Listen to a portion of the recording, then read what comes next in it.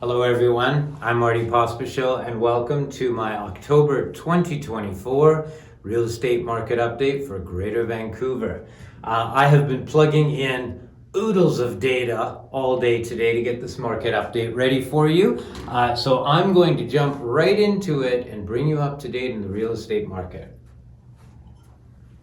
Okay, firstly, let's bring up my table for October. And in general, what we've seen over the last couple of months is a softening of the market. We've seen some slight dips in pricing, but it's kind of the status quo. We'll go into some reasons why that's taking place shortly. But let's look at our different product, detached, attached, and apartments. First of all, for sales activity year over year, if we're looking at houses detached, the activity is down about 10%, 9.8 to be exact.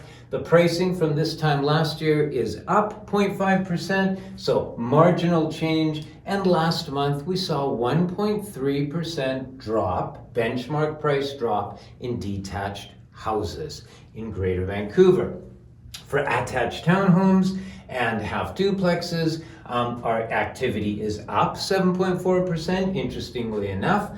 But year over year, we're still down about 0.5% in price, pretty well the same. And last month, we had a 1.8% drop in townhome prices from this time last month. And for apartment condos, we're down about 5% in activity from this time last year. Prices are about the same. And last month, we had just under 1% drop in pricing. So fairly consistent softening over the summer. Again, we're going to get into why that's happening and what to expect over the next few months. So let's look at particular product, what's hot, what's not. The metric that I use for tracking the activity in the market is, of course, the sales ratio.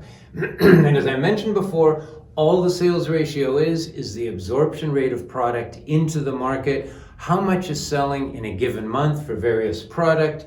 And if the percentage is below 11%, we're in a buyer's market and there's downward pressure on pricing. If it's between 12 and 20% absorption rate, we're in that balanced market territory. So it's not favoring the buyers or the sellers. But if we're over 21%, that sales ratio is pushing prices up. We're in what we call a seller's market. So those are the breakdowns of our different types of markets that we look at. Let's look at various product in different areas. Let's look at the west side of Vancouver for houses. Now you can see I've graphed this since last year, and you can see the sales ratios last summer. In spring, we got pretty active into late spring, and then in summer it started to drop down. Our last sales ratio at 7%. Let's bring up the stats for houses west side. We're now at 8%. We're still in buyer's market territory at 8%. So there is some downward pressure on pricing on houses, as you saw in my table. If you're looking at attached product for condos and townhomes, west side, you can see we had a very active late spring. Last reading in August was 17%. Let's bring up the stats. We are now at 12%. So you can see that cooling off over the last month at 12% is still in balanced market territory, just above the buyer's market plateau. So let's go into downtown. I separate that out as a different area. You can see we had a fairly good spring in a balanced market territory. It was at 11% in August. Let's bring up those stats. We are now at 9% for condos and townhomes downtown, and that is, of course, a buyer's market. We've just dipped into that, so pretty slow downtown last month. And if we're looking at detached houses now on the east side, now remember, last year was pretty good. In the late spring, we had 24% sales ratios. August was slow at 8%. Let's bring up those stats for houses on the east side. We're now at 10%. So we had a little bit of a blip in activity. And I think what's happened with that 10% sales ratio, we are still in that buyer's market territory, but people are starting to buy the product. The smart buyers are actually out there taking advantage of this market now and scooping a little bit up. So that's at 10%, a bit of a jump in activity from last month. If we're looking at condos and townhomes on the east side of Vancouver, it's been pretty busy throughout the year. You can see we had some high 20 sales ratios in late spring. Then it started to cool ever so slightly into summer for the east side for attached product. And of course, the stats now show a 19% sales ratio, same as last month, still in very high balanced market territory, just below that seller's market. So that product's still hot even over the summer. So overall, if we look at Metro Vancouver, we are at a 12% sales ratio. And of course, that means that it's balanced, but at the bottom end of balance, listings are up. Last year, 5,885, we're at 7,624. Sales are down. Last year we were at 1,042, and now we're at 909. And the sale price year over year, on average for Metro Vancouver, is no change. So that's just an overall look. Let's look at what's happening with prices. One of my favorite charts, the average price chart. Blue, we're looking at detached homes. You can see what's happened over the years.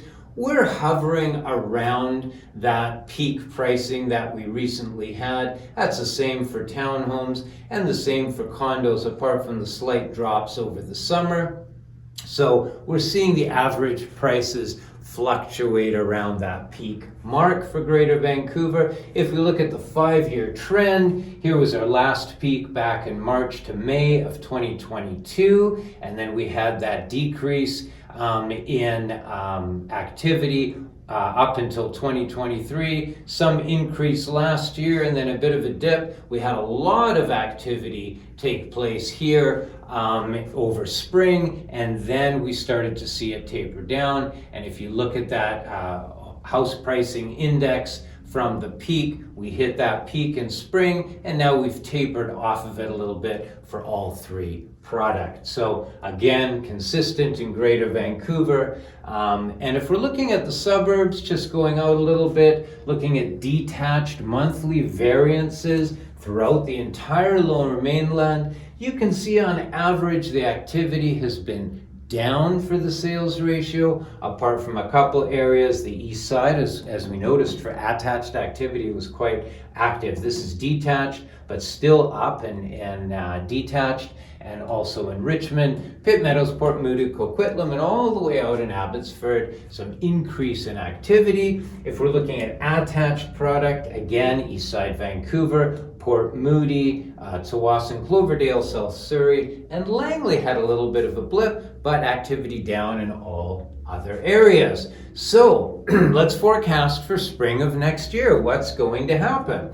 Well, what we look at is, of course, our market drivers, and really 3 of them are green and 1 is still orange holding out. That's preventing most of the buyers from jumping in. Consumer confidence is there. People are confident in what's happening, but they're not buying. And the reason they're not buying is, of course, inflation is good. That's good, and the rates are falling, but the cost of borrowing is still too high for them. Picture yourself, you own a product, maybe a 2-bedroom condo, it's at a 2% mortgage. Right now, to get a 5-year rate, you're at 4.5%, give or take. They're below that, some are a bit higher, but say 4.5%. You're gonna have to get a new mortgage for whatever you're upgrading to, say a house. Your condo's worth $1 million, you're buying a house for $2 million, you're gonna get a blended rate of 4.5 and 2. That's expensive to jump out of that 2% mortgage rate. So we're not seeing a lot of listings come online for those upgrade buyers, and it's the same with the downsizers. A lot of them aren't listing until there's more activity in the market, which will be spurred when those mortgage rates drop further. So this is the one thing we're all waiting for those rates to drop further, and they will. The inventory levels are high and increasing, so we got green across the board except for mortgage rates. So we got lots of buyers out there. He's actually smiling. I'm not sure why he isn't in that graphic, but the smart buyers are getting really good deals out there. There's very little multiple offer situations. We had one last night, and of course last week we had a couple, but that's strategy related, as opposed to, in general, buyers are writing offers on places with their subjects. They're not competing. It's a very comfortable time to buy. So the consumers who are buying, perhaps cash-rich buyers are really taking advantage of that market, ones that aren't needing a mortgage to make that purchase. If we're looking at the unemployment rate, this is kind of interesting. BC's holding steady at 5.8%, but Canada, the unemployment rate is increasing. So we're aware of that. Rental rates have actually come down to 3.25 a square foot, and that's down about 6% from last month, which is at $3.46 a square foot. And of course, you got the breakdowns in all the different areas. So rents have come down a little bit. That might be cyclical as well, part of the season. We get those rents really much higher in the summer and in spring. And we might see that change again in the new year. And then of course, new construction, under construction, we got a lot of product under construction. That's a sign because developers are seeing that there is going to be an active market next year, so they're building the product now so they can take advantage of that. Now, inflation. Here's the real interesting one. When I was tabulating this data, there's our friend Tiff Macklin with the Bank of Canada holding the market in his hand. Inflation fell to 1.95%. Now, do you remember when it was at 8% and everyone was panicking? Well, now we're at 1.95%, and everybody should be going, hooray, it's low, it's dropping, yay. But it's actually not that great a thing if it drops too fast and if it drops too far. Last month we were at 2.5%. That's over a 0.5% drop in a month. That's really quick. The overnight target rate is now 4.25%. And that's good because it's an immediate benefit for the mortgage rate, the variable rate mortgage holders. And if the bond market reacts with lower yields, then the fixed rates will also follow. And the borrowers are getting excited as those rates fall further and further. So that's a third rate cut in a row. The next announcement is this month on October 23rd. Expect at least 25%. It's possible we might follow suit what the US did, the Fed dropping 50 basis points. We could see possibly a 0.5% rate drop. That would be amazing because that would really set the stage for the new year. So, talking more on inflation. Here's a consumer price index. Now you can see, here's when I was talking, we were at 8% back in 2022. And of course, that whole fiscal tightening policy with the Bank of Canada rate going up to bring that inflation down actually worked, and it dropped down and down and down, and now we're having that immediate drop. So that's really interesting. Oh yeah, I've made a note of this as well. A quarter of this CPI headline is housing. So the cost of housing and affordability in housing dramatically impacts the consumer price index. Here's what I call the band of happiness for the Bank of Canada, between 2 and 3%. Well, we're at 1.9%. We're here now. So the Bank of Canada is happy up to here, but what happens when we go below 2%? What if it keeps going? Well, one might think that's good. Inflation is going, even if it hits zero, that's good. That means prices aren't increasing. Well, it's actually not a good thing. And let's look at why that is. If we look at zero inflation, or even worse, deflation, what are the problems with that? Well, number one, it leads to lower production and wages. So when nothing's changing in price, a lot of companies and production is rolling back. And if prices aren't increasing by 2%, we might need to roll back wages in some companies by 2%.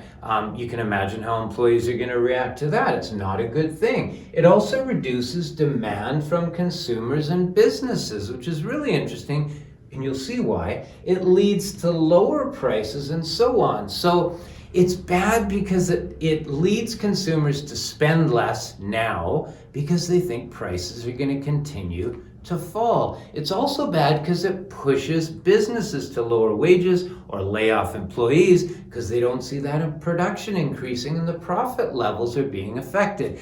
And it also makes some existing debt harder for borrowers to service.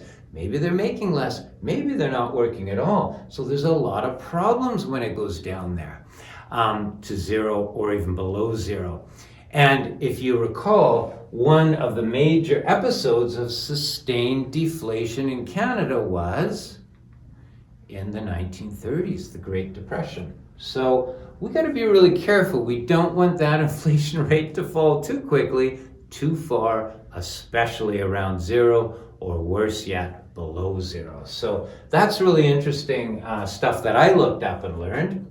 We are in sync with our neighbors. Again, there's TIFF. We're down from 2.5 to 1.95, and our neighbors with the Fed, Jerome Powell is at 2.5%. He was at 2.89. So we are pretty well in line with the US. We've got elections coming in both countries. We're trying to encourage people to get back and start spending again, and get that inflation rate to stabilize and maybe even come back a little within that happiness range. But we're doing the same across the border, and that's all good because we need to keep in sync. So we need to continue to reduce that overnight rate. You're going to see it fall more. I'm hoping 50 points later this month. That would be awesome.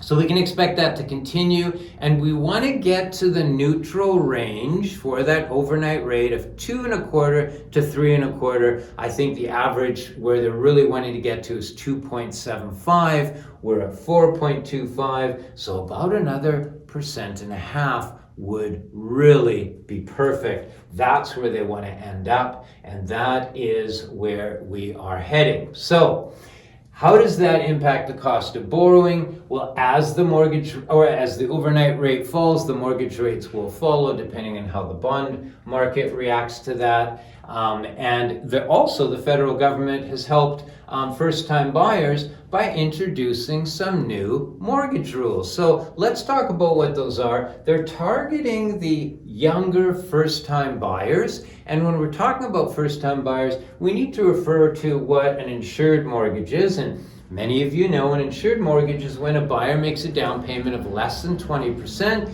They need to buy mortgage default insurance, usually from CMHC, which protects the equity, or the money loaned in a property for the lenders. So the first thing they've done is they've increased the cap for insured mortgages from $1 million to $1.5 million. Well, that is really good because a lot of product that first-time buyers were buying was actually north of $1 million. So that's going to allow them with less cash reserve, under 20%, to still buy product up to $1.5 million. And they've also introduced the 30-year amortization. Now that's been available to our neighbors down south for many, many years, and it certainly relieves a lot of the pressure on the qualifications for buyers. It brings down those monthly rates, and it's not just for insured mortgages, but it's for all buyers and investors, and even available in pre-sale. So that's all good news. This will be effective on December 15th. So some new mortgage rules.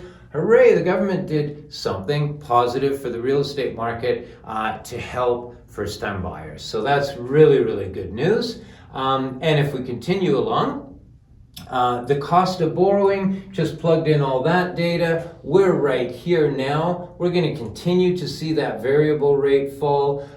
The forecast shows that 5-year rate actually taking a bit of a bump. We're going to see if that happens. It depends where that overnight rate goes, but overall we're seeing that trend as mortgage rates fall. There's where we are now on our variable and our 5-year on that downward trend for mortgage rates. It's all good news for people wanting to jump back in.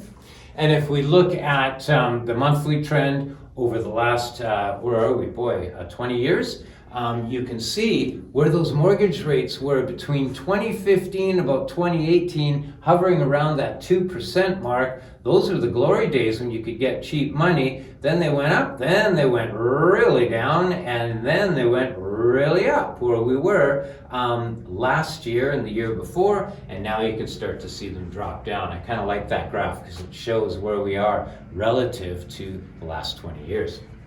So if we continue along, we're looking at the buying power for today's cat. So we bring up today's cat holding his cash out. If we do a quick calc, I'm saying for every $100,000 you're borrowing, let's pick a 5-year rate at 4.37. That's a pretty good rate. You're going 25-year amortization. You're going monthly payment. You'd be looking at about $550 per 100,000 borrowed. So if you're borrowing $1 million, $5,500 per month to service that mortgage. It allows you a quick tool when you're calculating different mortgage rates and looking at your cash flow if you're an investor. So $550 per 100 grand borrowed. That's a good number to keep in your head. Now, let's look at inventory. What's happening with the inventory? Vancouver West Side houses, it's continuing to climb. We had a 70-unit jump last month, so that's good news. West Side inventory levels, condos and townhomes, big jump. Boy, about 160 units increase over from August to September. So that's continuing to increase on the East Side houses. We did see about a 50 home jump on the East Side for houses, and for attached condos and townhomes on the East Side, we saw about a 70 unit jump last month. So the inventory levels are continuing to increase. If we go across BC, you can see from a low back in 2022 that inventory across the province is increasing. So now it comes to the big question everyone is asking, what's next for prices? So if we look across BC, this is a chart I brought up last month and I really like it. You can see when that fiscal tightening policy was introduced back in February of 2022, you can see the monthly unit sales dropped immediately way down. They stopped increasing the overnight rate, and it started to come back, the activity. Then they resumed raising the rates again, and it dropped again. A couple of sawtooths here, and then the first Bank of Canada rate cut and a sharp increase. So just shows you that the data reflects the market responds quite dramatically to lower interest rates, which is where we're going. So thus my future prediction of the market getting quite active next year. And of course across BC, if we look at the BC REA prediction, we've got increased activity for home sales for across BC for 2025, and that falls in line as the rates fall. And in conclusion, the real estate market, as I mentioned, is determined by the mortgage rates, the inventory, and of course consumer demand. And inflation is falling, 1.95%, pretty darn low. That's good news for now. The Bank of Canada will continue to drop rates well into 2025. That's good news. And the inventory is good and increasing, so there's lots of product for people to see out there. So the mortgage rates will continue. I don't think the Bank of Canada or the Fed has any choice but to continue that trend to ward off the negatives that we could be facing. The lower rates will, at a trigger point, bring back all the buyers and sellers into the market. I think that is going to be at the point when we see about another 100 basis points. So if they drop 50 this month, that would be awesome. And another 25 and 25, we're at the 100. I can see a lot of people jumping into the market. So the fall market will continue to chug along, but I can see it really taking off in 2025, probably as early as February, maybe even late January. So I predict prices next year 3 to 5%. But if it really takes off, boy, we could get that in 1 month. So really tough to tell where prices will go next year. But if they are going to go, I think it's going to be next spring. A lot of happy buyers and sellers, of course, we've had over the last couple of months. Keep sending your questions. Happy to help anyone out through our brokerage who are thinking of making a purchase or a sale. So get in touch with us. We're happy to help you. That's my market update for October 2024. You can watch this video in all the formats, YouTube, Facebook, and Instagram, and you can download the podcast anywhere you get your podcasts. I'm Marty Pospisil. That's my October 2024 market update. Thank you very much for joining me. I hope you're enjoying this great September, October weather we're having. It's getting cooler. We're still out there doing our ocean swims. The water temperature is about 13 degrees. It's getting very healthy, very brisk. I encourage anyone to try it, but be careful, go slowly. Don't spend more than 20 minutes in the water, and enjoy yourself.